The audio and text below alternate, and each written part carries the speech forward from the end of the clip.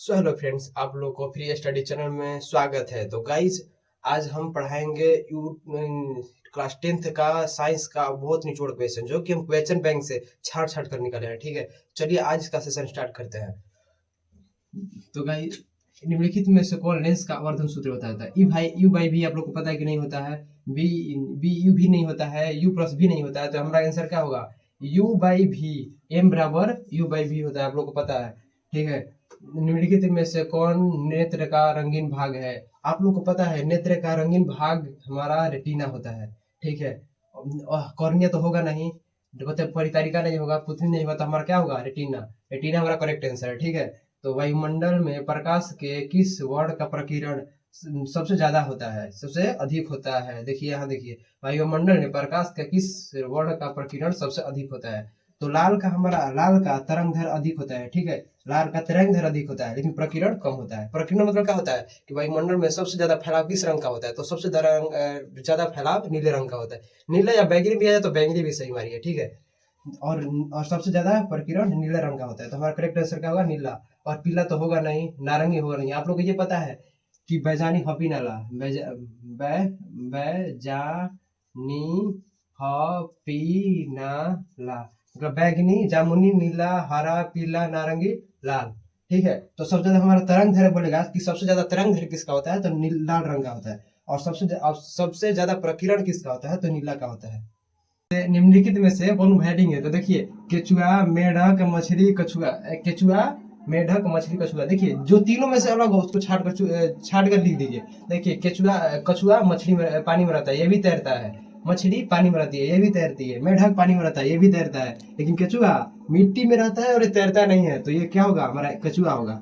जो तीनों में से अलग हो उसे छाट कर लिख दीजिए हेडिंग में। ठीक है, हेडिंग में मेडल ने अपने प्रयोग के लिए कौन सा पौधा चुना? देखिए, मेडल एक वैज्ञानिक है जिन्होंने अपने प्रयोगशाला में उसको चेक किया कि कौन से कैसा चना बनाया जाए। ठीक है, मटर बनाया जाए बड़े बड़े चीज के करने के लिए। तो अनुवंशिकी का इन्होंने ही गुण दिया था ज्यादातर।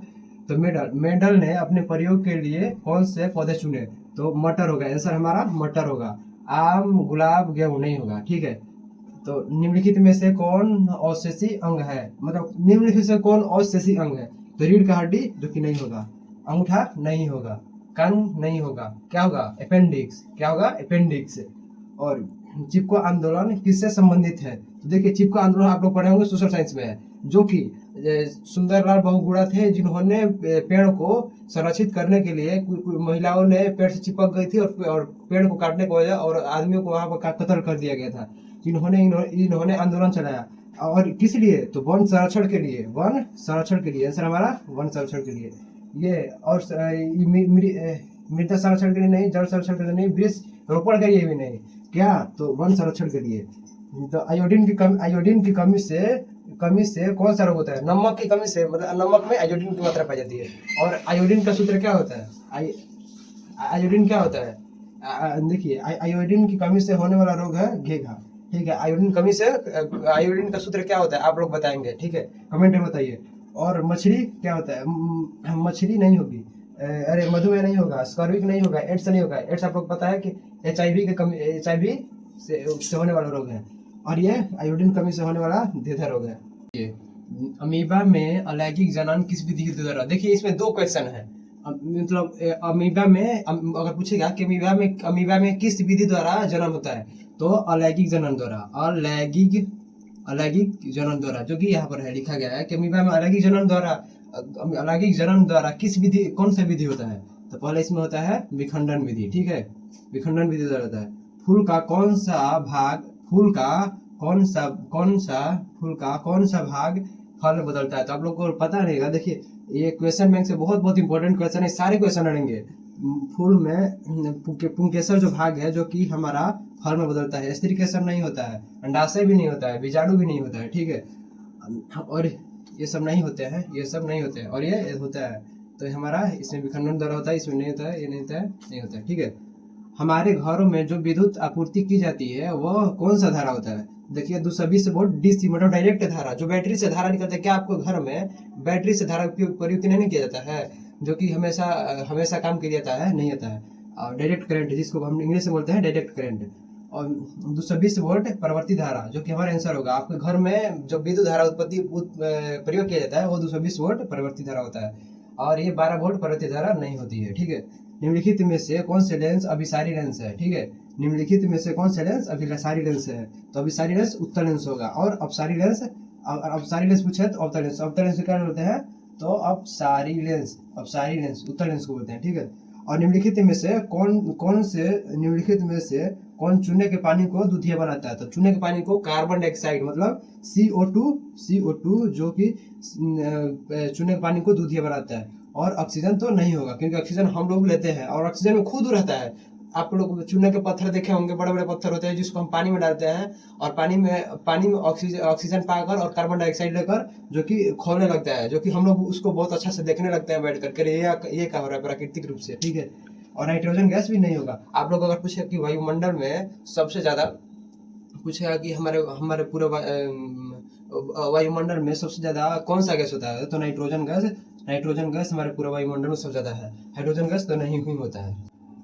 टाइट्रिक अम्ल में कौन से टाइट्रिक अम्ल किस में पाए जाते हैं? टाइट्रिक अम्ल निम्न में किस में पाए जाते हैं? देखिए, टाइट्रिक अम्ल निम्न में किस में पाए जाते हैं? तो टाइट्रिक अम्ल इमली में पाए जाते हैं। हमारा आंसर क्या होगा? इमली होगा। और टमाटर में आप लोग को पता नहीं होगा, टमाटर में हमारा टमाटर में पाया जाता है, अरे दही में लैक्टिक अम्ल पाया जाता है, टमाटर में और संतरा में सिट्रिक अम्ल पाया जाता है, और सिरका में एसिटिक अम्ल पाया जाता है, एसिटिक सिरका अम्ल पाया जाता है, और सिरका में एसिटिक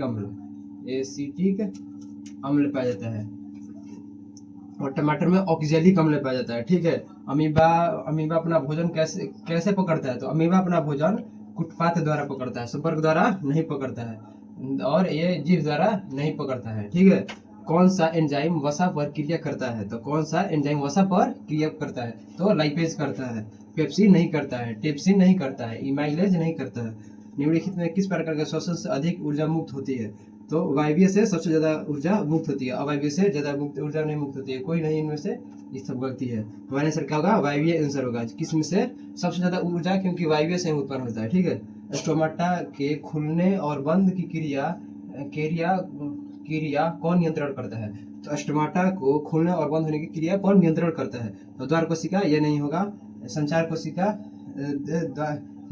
ये नहीं होगा। चालनी नालिका, यही नहीं होगा। चालनी नालिका ये भी नहीं होगा। मूल रो आंसर होगा।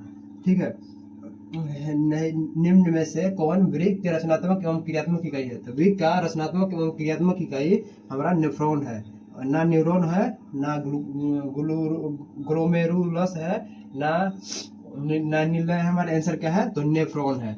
जो हमारा वृक्क का रचनात्मक एवं क्रियात्मक इकाई है, उसको हमें नेफ्रॉन कहते हैं।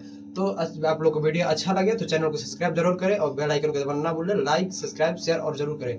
और हाँ, हर एक इस चैनल पे हर एक VVI टॉपिक ही आएंगे। ठीक है, जो कि आपको एग्जाम में, आज ऑब्जेक्टिव है, 1 महीना तक ऑब्जेक्टिव चलेंगे, उसके बाद सब्जेक्टिव।